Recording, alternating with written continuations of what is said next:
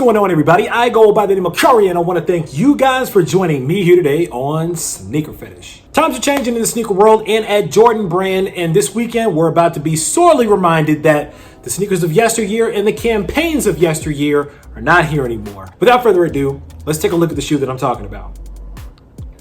Boom. And there it is, ladies and gentlemen. This is the Air Jordan 4 Bred or Black Cement for 2019. First of all, I think we can all agree that this is an iconic sneaker. All the way back from the late 80s, from the first time we saw this shoe, every single time we've seen this shoe released with its different iterations, it never seems to lose its star power. We never seem to lose the nostalgia of the sneaker, and it never seems to lose its hype and popularity. However, I think we can all agree that the buying habits are a little bit different these days as a new generation of sneakerheads is coming into the scene. And Jordan Brand understands this, and I think that's why they've been gearing a lot of their marketing lately towards the younger generation of sneakerheads that are just starting to come up and spend a lot of money. Before I get into my personal opinions about the latest campaign surrounding the sneaker, let's take a deeper look. Exact same color blocking for this Jordan 4 Bred or Black Cement. All black nubuck, very nice, very soft. Classic gray eyelets on the top and on the bottom of where the laces are. Classic black cages on the lateral and medial side of the shoe. You might be one of those people that likes to take the laces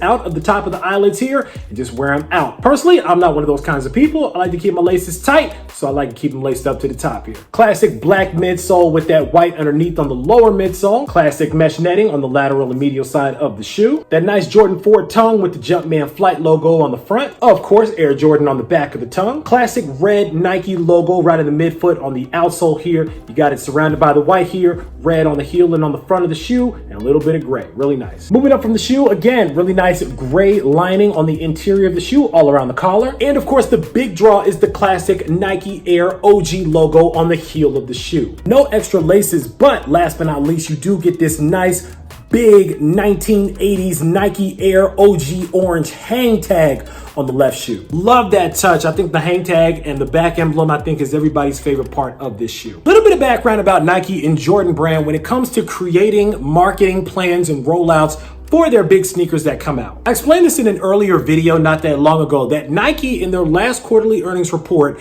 reported that they actually spent somewhere around the neighborhood of about $900 million on what they call demand creation. Now basically what demand creation is, it's a group of people specialized in marketing, and their sole job is to create hype around a sneaker in anticipation of its release. Now that may include everything from rolling out shock drops on the sneakers app, early releases in retail outlets and things of that nature, multiple installations, marketing campaigns, things like that. Well, the thing about it is you always have to cater to who is spending the most money on shoes these days. That's where your bread and butter is. That's where you're going to sell the majority of your sneakers. The 30-something plus year old crowd is not the main consumer that is out here spending the most money on shoes. And because of that, demand creation dollars have to be geared more so towards the younger generation, the guys that have the new fresh money that are going to be spending a lot of money for a lot of years to come. Jordan Brand is trying to create brand loyalty right now. People who are over 30 like myself, we're already loyal to Nike and Jordan Brand. We don't need a flashy campaign in order to drive up any more hype about buying the sneaker. I knew I had to have this sneaker, and luckily I was able to get it on early access. However, there might be a generation of kids who are still on the fence because they weren't around in the 1980s when Michael Jordan was wearing these on the court. So they don't really understand the history of the sneaker. Because they don't understand the history of the sneaker,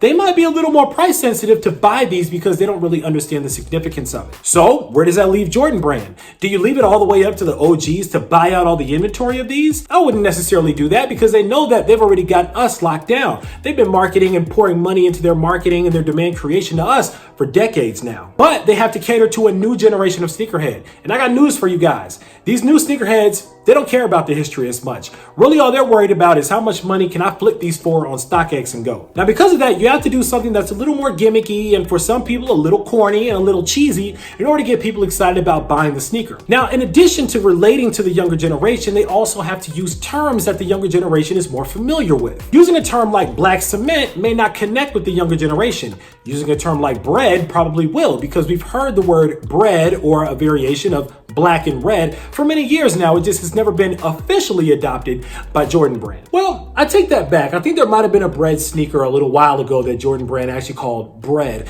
But when it came to this sneaker, for some reason, a lot of you guys were really upset with the campaign. Now let's talk about the campaign a little bit. Basically, the way Jordan Brand rolled this out is that they considered the Bred sneaker to be similar to a piece of bread or a loaf of bread. So much so that they actually had time-lapse video of bread growing in a field of wheat. Now, I don't remember how the whole thing goes because it's pretty forgettable, but it's something along the lines of bread is made up of ingredients and life is made up of ingredients, and they compared the bread to the Bred sneaker, something like that. I don't know. But the bottom line is, when the promo rolled out, a lot of people took to Twitter to express their disdain and disgust for how disappointed they were in Jordan Brand for not only adopting the word bread, but for coming out with such a corny promotion. But I'm gonna be real with you guys. At the end of the day, I think that we forget a lot of times that Jordan Brand is a company and a corporation that is here to make profit, just like any other company or corporation in the world. And they're gonna market their campaigns towards the people that they feel can give them the greatest ROI, the greatest return on their investment. On top of that, you have influencers that the majority of the young sneakerheads are watching right now, people like Kais Omar and some other sneaker YouTubers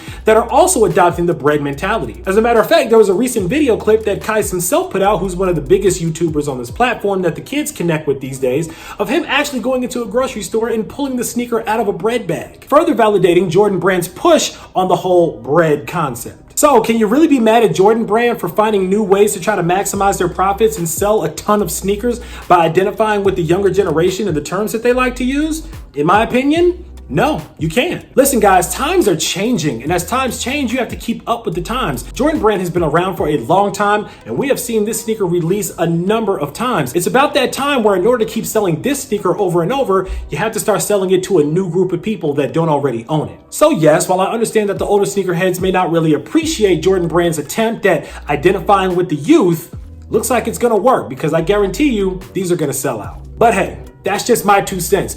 Now it's time for you guys to sound off down in the comments below. Let me know what you guys think about the Air Jordan 4 Bred or Black Cement for 2019. How do you feel about the sneaker? Do you feel like it's a nice iteration of a classic shoe? Or do you feel like Jordan Brand may have missed the mark in some areas?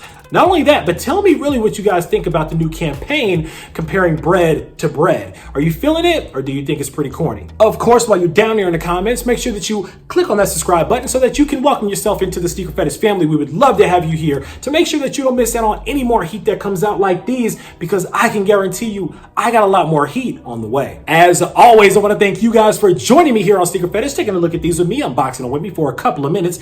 I go by the name of Kari. This is the Air Jordan 4 Bred, aka Black Cement, for 2019. And until next time, I'm out.